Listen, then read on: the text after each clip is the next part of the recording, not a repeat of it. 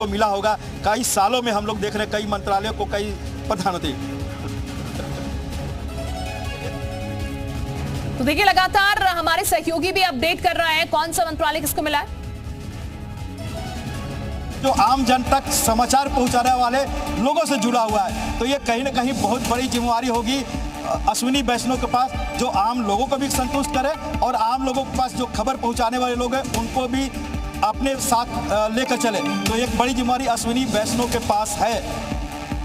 बिल्कुल रविंद्र, और शिवराज सिंह चौहान को कृषि मंत्रालय मिला है, अर्जुन राम मेघवाल को कानून मंत्री बनाया गया है, चिराग पासवान को खेल मंत्रालय मिला है और टीडीपी से आए नेता जो है देखिए कुमार स्वामी जो है जेडीएस के, उनको स्टील मंत्रालय, हेवी इंडस्ट्रीज और स्टील मंत्रालय मिला है। मोदी कैबिनेट में विभागों का बंटवारा लगभग हो गया है। किरण रिजिजू को जो है वो संसदीय कार्य मंत्री बनाया गया है, जो कि बहुत अहम हो जाता है। इस समय कोalition गवर्नमेंट चलानी है, गठबंधन की सरकार चलानी है। जीतन राम मांझी को लघु उद्योग मिला है। निर्मला सीतारमण एक बार फिर से वित्त मंत्रालय का ही काम संभालेंगी। ज्योतिरादित्य सिंधिया दूरसंचार मंत्री होंगे, नितिन गडकरी परिवहन मंत्री होंगे, हरदीप सिंह पुरी पेट्रोलियम मंत्रालय संभालेंगे। और कोई नई जानकारी रविंद्र? देखिए, अब जितने कैबिनेट के मंत्री थे उन सबको मंत्रालय लगभग दे दिया गया है। कोई ऐसा बचा नहीं है जिसका जो कैबिनेट का मंत्री हो। तो कहीं ना कहीं अब एमओएस कौन कौन होंगे इसी पर ध्यान देना होगा कि एमओएस को अभी चार्ज मिलना है। चाहे एमओएस जो इंडिपेंडेंट है, चाहे वो डॉक्टर जितेंद्र सिंह हो जो पीएमओ मंत्रालय थे, पीएमओ में ही रहने की पूरी संभावना है, क्योंकि प्रधानमंत्री नरेंद्र मोदी का कार्यालय और साइंस टेक्नोलॉजी मंत्रालय भी पिछले 10 साल से लगभग देख रहे हैं जितेंद्र सिंह। तो मान के चलिए कि जब अभी थोड़ी देर में सूची आपके पास आएगी, हमारे पास आएगी, तो वो मंत्रालय उनके पास ही रहेगा। तो इस तरह से कद्दावर नेता जो मंत्री हैं उन सब के विभागों का बंटवारा लगभग हो चुका है। इसमें बहुत बड़ा सरप्राइज तो नहीं कर सकते हैं, लेकिन ये जरूर है अन्नपूर्णा देवी महिला और बाल विकास, अभी आपने कहा जो स्मृति ईरानी के पास था, उसके पहले मेनका गांधी के पास था। अब अन्नपूर्णा देवी को प्रधानमंत्री नरेंद्र मोदी ने एक बार फिर से भरोसा किया है। झारखंड से आती हैं, पहले आरजेडी में थी, बीजेपी में आई, लगातार चुनाव जीत रही है। तो ऐसे में उनको महिला और बाल विकास जो कह सकते हैं कि महिलाओं को लेकर प्रधानमंत्री नरेंद्र मोदी की जो सोच रहती उसको आगे बढ़ाना है। और आपने देखा कि जो महिला पहलवानों को लेकर भी था, हालांकि खेल से मंत्रालय से संबंधित था, लेकिन उसमें भी कहीं ना कहीं महिला बाल विकास मंत्रालय की एक अहम भूमिका हो जाती है। एक महत्वपूर्ण जिम्मेवारी अगर कहा जाए तो अन्नपूर्णा देवी के ऊपर भी दी गई है इस मंत्रालय द्वारा। गिरिराज सिंह वस्त्र मंत्रालय दिया गया है, ये थोड़ा अचरज जरूर लग रहा है। कद्दावर नेता है, बड़े मंत्रालय देखते रहे, एमएसएमई देखे थे, अभी ग्रामीण विकास मंत्रालय थे, अब वस्त्र मंत्रालय उनको तो मतलब कुल मिलाकर रविंद्र के माना जाए कि इंतजार खत्म हुआ। मोदी कैबिनेट 3.0 जो है उसका स्वरूप अब सामने आ चुका है। सीएसएस जो है उसमें कोई बदलाव नहीं किया गया है, यानी होम अमित शाह के पास रहेगा, रक्षा मंत्रालय राजनाथ सिंह के पास रहेगा, वित्त मंत्रालय निर्मला सीतारमण देखेंगी। और अगर कहा जाए तो कुल मोटा जो है विदेश मंत्रालय एस जयशंकर संभालेंगे। अश्विनी वैष्णव की जरूर कहा जा सकता है कि लॉटरी लग गई है। रेल मंत्रालय एक भारी भरकम मंत्रालय पहले से था और अब उनको आईएफबी मिनिस्ट्री भी मिल गई है। किरण रिजिजू को संसदीय कार्य मंत्री बनाया गया है। पर्यटन मंत्री गजेंद्र सिंह शेखावत को बनाया गया है, जिनके पास जल मंत्रालय था। हरदीप सिंह पुरी को पेट्रोलियम मंत्रालय दिया गया है। तो बिल्कुल देखिए लगातार हम आपको बता रहे हैं किस तरीके से कौन सा मंत्रालय जो है वो दिया गया है, और हम आपको ये बता रहे हैं किस मंत्री को कौन सा मंत्रालय दिया गया। जो मेन मंत्रालय जिसका जिक्र हम लगातार कर रहे थे कि वो मेन मंत्रालय बने रहेंगे, वैसे ही मेन मंत्रालय बने रहे हैं, लेकिन हाँ कुछ चौंकाने वाले नाम भी सामने निकल के आए हैं। और ये बता दें आपको, गजेंद्र शेखावत जो है उनको पर्यटन मंत्रालय दिया गया, गिरिराज सिंह को कपड़ा मंत्रालय जो है दिया गया है, हरदीप सिंह के पास पेट्रोलियम मंत्रालय, जेपी नड्डा के पास स्वास्थ्य मंत्रालय दिया गया, अश्विनी वैष्णव को रेल मंत्रालय दिया गया। हमारे सहयोगी इस वक्त और जानकारी दे रहे हैं, उनका रुख लेते हैं। हुए हैं अनंत कुमार, प्रहलाद जोशी लगातार इस जिम्मेवारी को निभा रहे थे।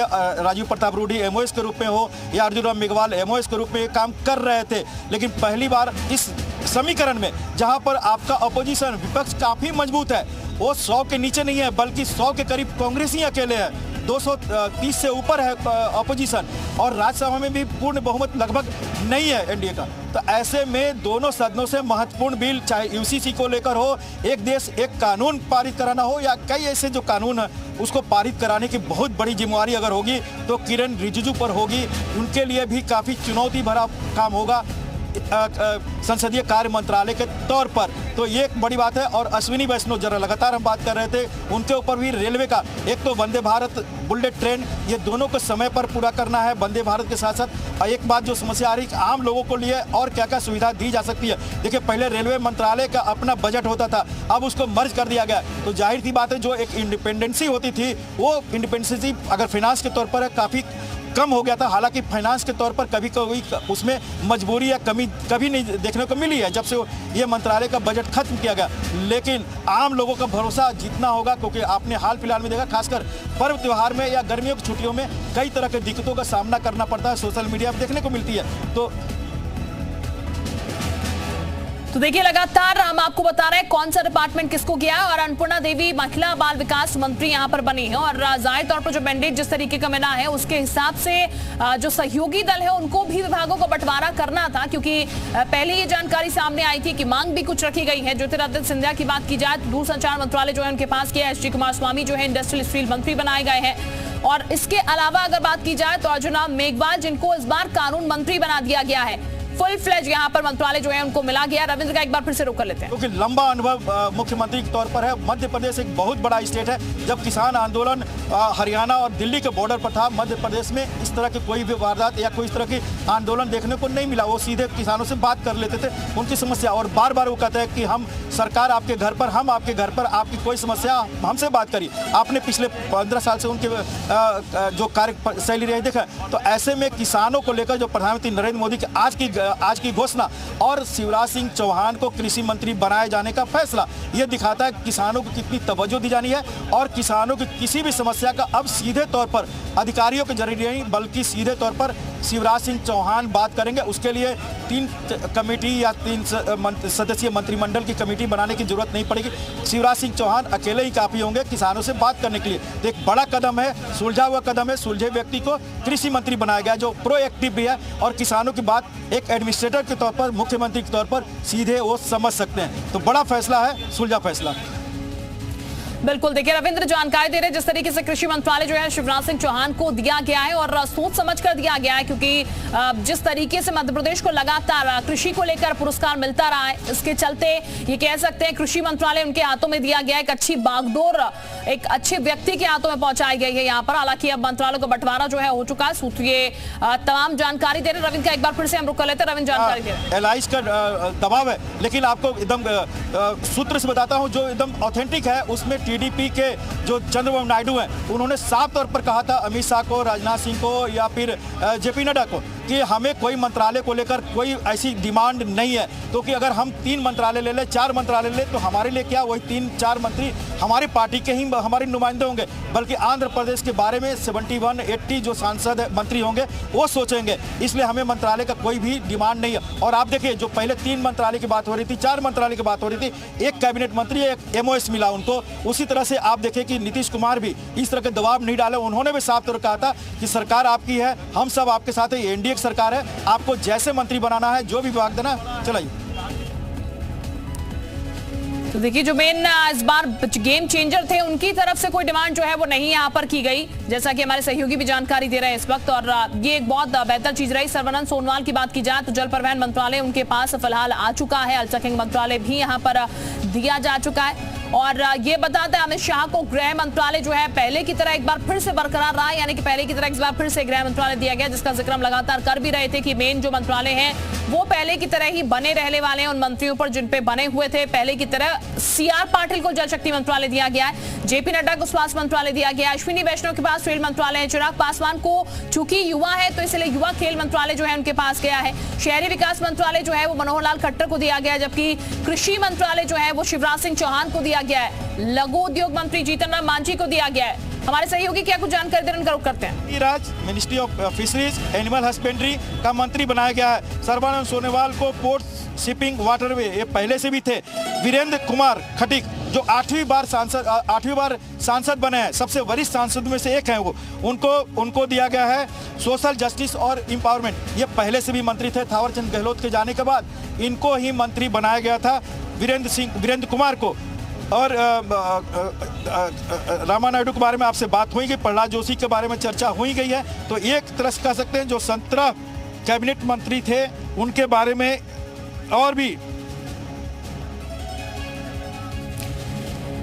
तो देखिए एक एक लगातार जानकारी हमारे सहयोगी यहाँ पर दे रहे हैं। अहम मंत्रालय लगभग यहाँ पर बांटे जा चुके हैं। सूत्रों से तमाम वो चेहरे और नाम सामने निकल के आए जिनको अहम मंत्रालय जो है वो मिल चुके हैं और उसी के आधार पर आपको जानकारी दे रहे हैं कौन कौन से अहम मंत्रालय किस किस को विभाजित किए जा चुके हैं, किस किस को अहम मंत्रालय जो है वो बढ़ चुके हैं। रक्षा मंत्रालय की बात कर ली जाए, वित्त मंत्रालय की बात कर ली जाए, इसके अलावा कानून मंत्रालय की बात कर ली जाए या फिर महिला संख्या मंत्रालय की बात कर ली जाए, मनोहर लाल की बात की जाए तो ऊर्जा मंत्रालय उनके पास यहाँ पर मिला है। रक्षा मंत्रालय की बात कर ली जाए, मेन जो मंत्रालय है वो एज इट इज बरकरार है, यानी कि जो पहले की कैबिनेट थी कुछ मंत्रालय जो है लगभग वैसे ही आपको नजर आएंगे। जो मेन मंत्रालय है वो बीजेपी के पास ही यहाँ पर बने, हालांकि कुछ मंत्रालयों में तब्दीली भी हुई है, कुछ मंत्रालयों में से मंत्रालय जो है कुछ नेताओं के पास से वो घटते भी नजर आए हैं और कुछ चेंज होते हुए भी नजर आए हैं। उसकी हर एक जानकारी जो है लगातार हम आपको दे रहे हैं। कौन से मंत्रालय किस मंत्री को मिले हैं, यहाँ पर किसको बड़ी बड़ी जिम्मेदारियां जो है वो यहाँ पर सौंपी गई है। गिरिराज सिंह की बात की जाए तो कपड़ा मंत्रालय हालांकि उन्हें दिया गया, इससे पहले बड़ी जिम्मेदारियां जो है संभालते हुए नजर आए हैं, लेकिन इस बार उन्हें कपड़ा मंत्रालय जो है वो दिया गया है। हालांकि बाकी जो बड़े डिपार्टमेंट्स है उसकी बात की जाए, जैसे कि राजनाथ सिंह है, कहा जा रहा था रक्षा मंत्रालय उन्हीं के पास रहेगा,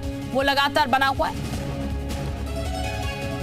इंतजार खत्म हुआ है और इस कैबिनेट का जो मैं स्वरूप देख रही हूँ, मुझे लगता है घटक दलों के लिए भी विन विन सिचुएशन है, सभी के लिए इस मंत्रालय में जो बंटवारा हुआ है। बिल्कुल बिल्कुल। तो देखिए फिलहाल बंटवारा हो चुका है मंत्रालयों का और वही हम आपको लगातार बता रहे हैं किस तरीके से सहयोगी दलों को भी संतुष्ट यहां पर किया गया है एनडीए की सरकार में, क्योंकि बीजेपी ने लगातार यहां पर अपने जो सहयोगी दल हैं उनको भी संतुष्ट करने की कोशिश की है और ऐसे में जाहिर तौर पर उनको भी संतुष्ट किया गया है। मंत्रालय जो है उनका बंटवारा फिलहाल यहां पर कर दिया गया है। कैबिनेट मिनिस्ट्री जो है उसमें यहां पर बंटवारा हो चुका है। जैसा कि कहा गया था कि आज सूची सामने आ जाएगी, तो वो सूची भी लगभग सामने आ रही है। सूत्र जो जानकारी दे रहे हैं उसके मुताबिक हम आपको ये बता रहे हैं जानकारी में कौन से विभाग जो है, कौन से बड़े विभाग किसके पास हैं, कौन से नए विभाग एक तरीके से कह लीजिए नई जिम्मेदारियां जो है वो दी गई है यहाँ पर युवाओं को। चिराग पासवान को यहाँ पर खेल मंत्रालय जो है वो सौंपा गया, युवा खेल मंत्रालय उनके पास यहाँ पर है। एक नए चेहरे हैं, यंग चेहरे हैं और इसलिए नई जिम्मेदारी उनको दी गई है। गजेंद्र सिंह शेखावत की बात की जाए, पर्यटन मंत्रालय उनके पास है। रवि जानकारी दे रहे हैं, उनका सीधा रुख करते हैं। बिहार से आते हैं और जेडीयू कोटे से आते हैं। इनको पंचायती राज का मंत्री बनाया गया, minister of Panchayati Raj, minister of fisheries, animal husbandry and दिया गया है इनको। साथ साथ सर्बानंद सोनोवाल जो पहले असम के मुख्यमंत्री रहे हैं, इनको वही मंत्रालय रिटेन किया गया। मिनिस्टर ऑफ पोर्ट, शिपिंग और वाटरवेज दिया गया है। डॉक्टर वीरेंद्र कुमार जो मध्य प्रदेश से आते हैं, लगातार कई बार जीत रहे हैं, वो सोशल जस्टिस मिनिस्टर बनाए गए हैं। और साथ साथ के मोहन रायडू जो कि टीडीपी के खाते से आते हैं, इनको सिविल एविएशन दिया गया है जो पहले सिंधिया साहब के पास था। प्रहलाद जोशी को पहले पार्लियामेंट्री अफेयर्स मिनिस्टर था, उनको कंज्यूमर अफेयर्स और फूड मिनिस्टर बनाया गया है। साथ साथ मिनिस्टर ऑफ न्यू रिन्यूएबल, बिल्कुल बिल्कुल, ट्राइबल अफेयर्स, बिल्कुल बिल्कुल बिल्कुल। तो देखिए हमारे सहयोगी रवि भी जानकारी दे रहे हैं और एक एक कर लगातार बता रहे हैं मंत्रालयों के बारे में, किस किस को कौन सी जिम्मेदारियां जो है सौंप दी गई हैं। चिराग पासवान को फूड प्रोसेसिंग मिनिस्ट्री भी यहां पर सौंपी गई है। आपको बता दें युवा मंत्रालय, युवा खेल मंत्रालय तो उन्हें दिया गया है, फूड प्रोसेसिंग मंत्रालय भी उनके पास यहां पर आया है, जबकि पर्यटन मंत्रालय भूपेंद्र यादव के पास आया। सीआर पाटिल को जल शक्ति मंत्री बनाया गया। रविंद्र सिंह बिट्टू की बात की जाए, अल्पसंख्यक मंत्रालय उनके पास है। अश्विनी वैष्णव को प्रसारण मंत्रालय दिया गया। रविंद्र का एक बार फिर चुनाव वही अभी तक मंत्रालय मंत्री थे, लेकिन उनके हारने के बाद जोएल ओरांव उनसे पहले मंत्री थे, लेकिन उनको हटाया गया था और अर्जुन मुंडा को बनाया गया था। अब अर्जुन मुंडा हार गए हैं तो फिर से जोएल ओरांव को बनाया गया है। तो किस तरीके का बदलाव किया गया है देखिए वो भी हम बिल्कुल बिल्कुल। देखिए चिराग पासवान को खेल मंत्रालय नहीं मिला है, चिराग पासवान के आगे लिखा है minister of food processing industry, जो उनके पिताजी के पास मंत्रालय होता था, जो रामविलास पासवान के पास मंत्रालय था, वही मंत्रालय मिला है। अगर बात करें यूथ अफेयर्स तो ये मनसुख मांडविया के पास है। डॉक्टर मनसुख मांडविया को लेबर, एम्प्लॉयमेंट, साथ साथ मिनिस्टर यूथ एंड स्पोर्ट्स बनाया गया है। तो ये करेक्शन है जिसको करेक्शन कर लेना चाहिए। नहीं, खेल मंत्रालय एक बार रवि फिर से बताइए। रविंद्र माफ कीजिए, रवि क्या बता रहे हैं आप, खेल मंत्रालय किसको मिला है? जो राष्ट्रपति भवन से लिस्ट आई है उसमें मनसुख मांडविया है खेल मंत्री, ठीक है। लिखा है minister of labour and employment and minister of youth affairs and sports. उसके बाद जी किशन रेड्डी हैं जिनके पास minister of coal and minister of mines है। चिराग पासवान के पास वही मंत्रालय है जो उनके पिताजी के पास हुआ करता था। मिनिस्टर ऑफ नहीं, पिताजी के पास नहीं था, ये एक जमाने में पंजाब से आने वाली जो हरसिमरत कौर के पास ये मंत्रालय हुआ करता था। मिनिस्टर ऑफ फूड प्रोसेसिंग उनको दिया गया है एंड इंडस्ट्री। वो फूड मिनिस्टर जो अभी इनको मिला है, क्या कहा जाए, जो पार्लियामेंट्री अफेयर्स मिनिस्टर थे प्रहलाद जोशी, वो उनके पास गया है जो कभी उनके पिताजी के पास हुआ था। लेकिन चिराग पासवान को मिनिस्टर ऑफ फूड प्रोसेसिंग बनाया गया, यूथ अफेयर्स मिनिस्टर इनको बनाया गया है, क्या कहा जाए, आपको मनसुख मांडविया को बनाया गया है। इसके अलावा CR पाटिल को जल शक्ति मंत्री बनाया गया है जो